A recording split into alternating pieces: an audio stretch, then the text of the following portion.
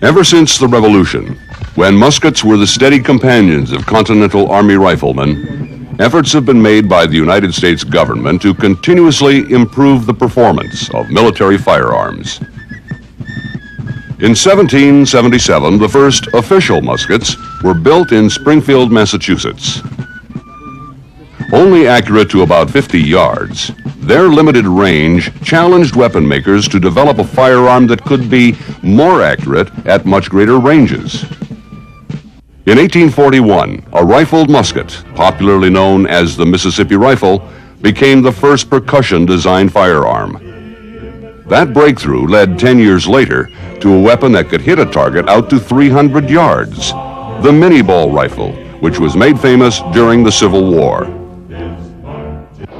The breech-loading metallic cartridge rifle that became known as the 4570 was adopted in 1873 and became the official issue of American soldiers during the Indian Wars. Adopted just in time for the Spanish-American War of 1898 was a bolt-action, magazine-fed weapon made by Krag Jorgensen. Unfortunately, soldiers armed with the new Krags found that they were being outranged and outshot by the German-developed Mauser.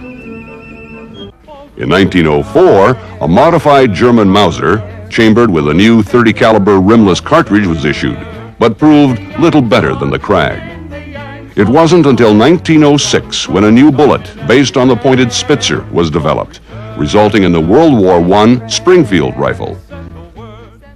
The M1 Garand rifle, first introduced in 1936, replaced the Springfield. Featuring a gas-operated rotating bolt, the .30 caliber firearm was a steady performer during both World War II and Korea. Replacing the M1 in 1957 was the lighter M14, a 7.62 millimeter rifle with a detachable 20-round magazine, which could fire both single shots and automatically. 20 years later, a 5.56 millimeter rifle, the M16, with an effective range of 460 meters, replaced the M14 and became the soldier's best friend in Vietnam. It fired the lighter ammunition much faster.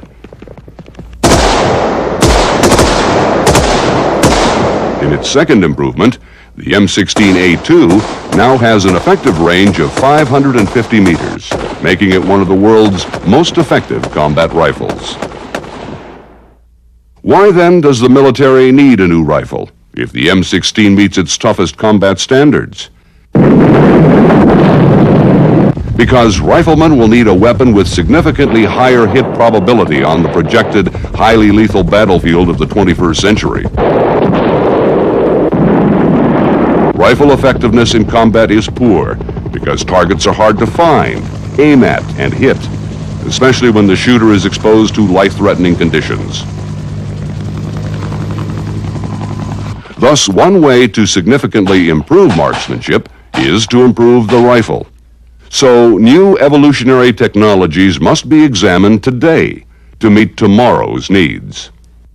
Under static test conditions, the M16 can hit a target the size of a kneeling man 100% of the time to ranges beyond 300 meters. Even at 700 meters, the probability of hit per trigger pull is greater than 60%. Even in an unstressed environment, when the M16 is placed in the hands of a shooter, its performance drops considerably beyond 100 meters. In the Army Standard Record Fire Course, the probability of hitting targets at 300 meters is less than 70%. Under the added stress of combat, the military projects a much more significant drop-off in effectiveness, with only a 10% chance of hitting a 300-meter target.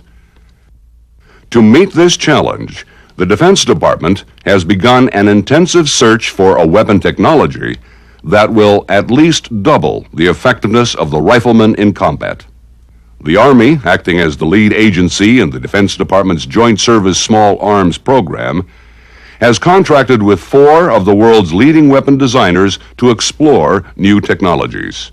One way to increase hit probability is to fire more than one projectile per trigger pull.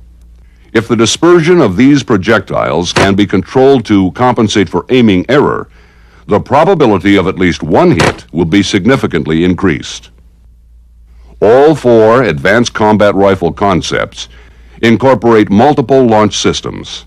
The prototypes were developed by AAI Corporation of Hunt Valley, Maryland, Colt Industries of Hartford, Connecticut, Heckler & Koch of West Germany, and Steyr-Mannlicher of Austria. AAI's prototype fires 3 distinct rounds in a high-rate salvo burst.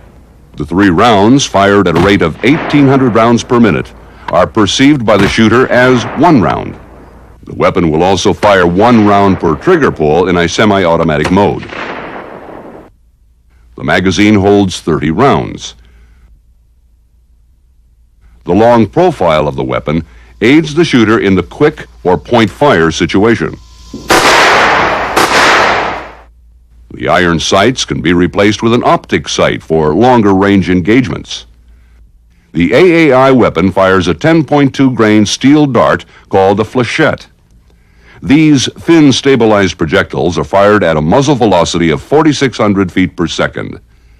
The projectile's low drag and high velocity produce an extremely flat trajectory. The flechette's low muzzle impulse permits greater control of the salvo burst. Flechettes have proven to be effective against hard targets and body armor, and have shown to deform and bend in soft targets, making them as lethal as bullets. The Colt weapon has evolved from the M16A2 design. It incorporates a muzzle brake compensator to reduce and control muzzle climb, and an oil spring buffer to reduce perceived recoil from moving parts. Human engineering designs have resulted in a weapon with a sight rib for point fire and an adjustable buttstock to better fit the shooter. Like the M16, the magazine capacity is 30 rounds. This weapon can also be fitted with either iron or optic sights. The 5.56 millimeter duplex ammunition contains 2 bullets in the same cartridge case.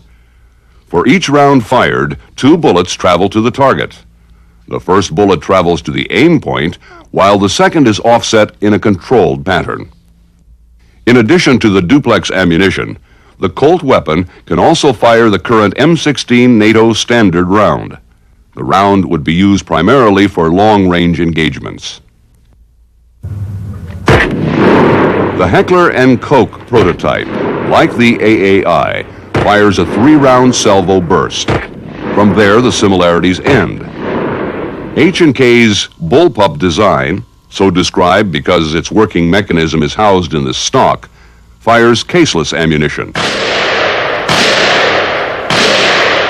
By eliminating the extraction cycle, it can fire a salvo burst at a rate of 2,100 rounds per minute. The weapon also fires single shot or fully automatic at 400 rounds per minute. The mechanism consists of a rotating chamber and a recoiling system that delays the recoil until after the 3rd bullet has left the muzzle.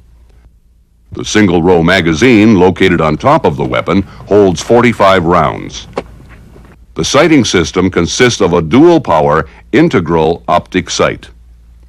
Its caseless ammunition weighs half as much as the M16's and is 40% smaller, a significant benefit to the rifleman. The round consists of 1 solid block of high ignition temperature propellant with a bullet inside. H&K's weapon and ammunition, with the exception of the optic sight, is identical to the G11 rifle being tested by the German government. The Steyr weapon, also a bullpup configuration, is the simplest design of all the prototypes. Its cylindrical plastic-cased flechette ammunition is fed in a straight line from the magazine into the chamber, which rises to the firing position. The weapon fires single shot, or a 3-round burst, at a rate of 1,200 rounds per minute. The current magazine capacity of the weapon is 24 rounds. The Steyr weapon can be configured with iron or dual-power optic sights. Its plastic telescope cartridge weighs half as much as the M16 round and is ejected from the bottom, eliminating ejection problems with left or right-handed shooters. The round features a side-initiating primer and fires a flechette at 4,900 feet per second. The various technologies represented by these four concepts will be evaluated in a field experiment with Army and Air Force shooters on a specially designed range. As a control measure, the M16A2 rifle will be used alongside the new weapon prototypes. Not only are the technologies represented by the weapons new, so is the test range, which the Army has designed to measure and assess the effectiveness of the systems. Buckner Range, located at Fort Benning, Georgia, was totally redesigned and instrumented to provide more precise firing information than has ever been gathered before. Run by a specially designed computer system, its two firing lanes, which can be run independently, can present pop-up and moving targets from ranges of 25 meters to 600 meters. The location and behavior of targets have been designed to replicate the large aiming errors experienced in combat. Using curved rods that sense the shock waves created by supersonic projectiles, the system will record where each round penetrates the airspace around the targets out to 300 meters. Thus, the system will be able to measure both hits and misses, providing valuable information to the Defense Department in assessing the effectiveness of the prototypes.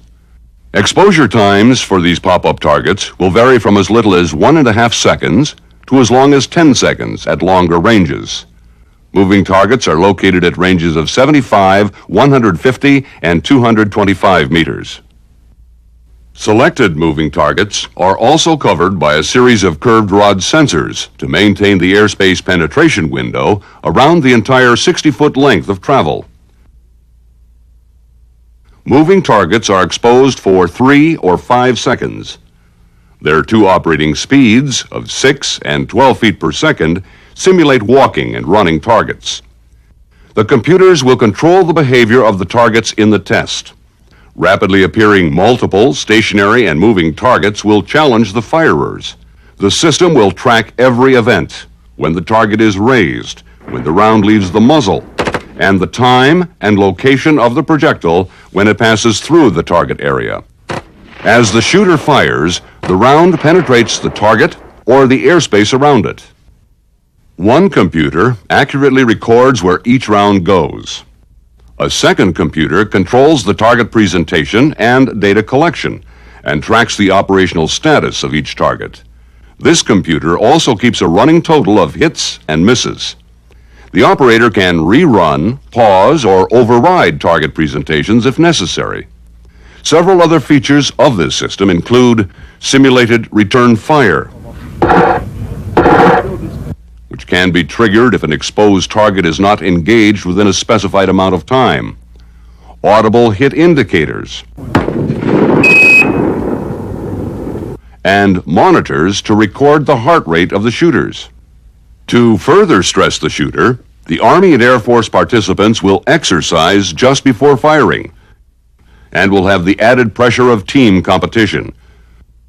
But the primary stress comes from the range itself. Firers won't know which targets will appear, how many will appear at one time, how long they will be exposed, or whether the target will be moving, and if so, how fast. Additional stress will be caused by the wide target area. The results of these tests, scheduled through the end of 1990, will be assessed by the Armed Services' future needs. If these technologies get the go-ahead, U.S. servicemen could have a new combat rifle in their hands by 1996.